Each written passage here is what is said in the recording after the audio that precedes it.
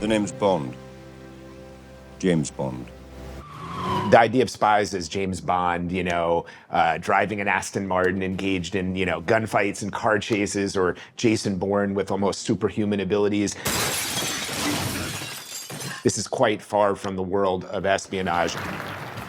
Jemerey Hurewitz has spent years as a corporate security consultant, working alongside members of the FBI and CIA. His book, Sell Like a Spy, The Art of Persuasion from the World of Espionage, dispels myths about secret agents and teaches us the lessons we can learn from them. I like to describe spies as the world's best salespeople, because what I like to say is that spies are engaged in the most difficult sale, which is convincing someone to buy into the concept of treason.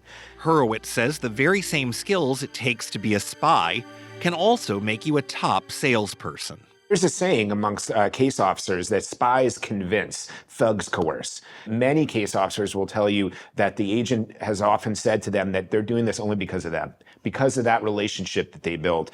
But there's also the negative connotation of this is subterfuge, this is deceit. Do corporations recoil a little bit when you try to pitch this? Yes, because I have to make them understand that I'm not going to be training their team to steal secrets or coerce somebody. And to make that sale, there are so many ways that spies build rapport and connect really deeply, and often with some very difficult people. And they involve radical empathy, intellectual curiosity, both physical and verbal mirroring, elicitation. I know a lot of the advice within your book is meant for the corporate setting, but if you were working with world leaders right now, where there's clearly a lack of cooperation and perhaps empathy, a lack of that kind of mirroring that we would have seen with Ronald Reagan and Gorbachev, for example, in the 80s. If you were to take this advice that you're offering to the corporate setting and bring it to the political realm, what would you tell world leaders today?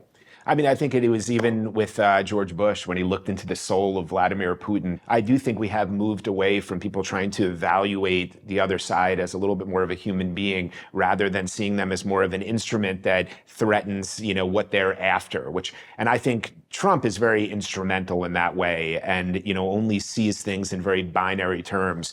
So, empathy is something that can help us understand each other. There's one of the people in my book is a former FBI hostage negotiator, Steve Romano, chief hostage negotiator, and he talks about empathy as the WD-40 of communications. So it literally greases the wheels of how we can talk to each other. And I do agree with you that it's lacking on the global stage in many cases. For GZERO World, I'm Tony Maciulis.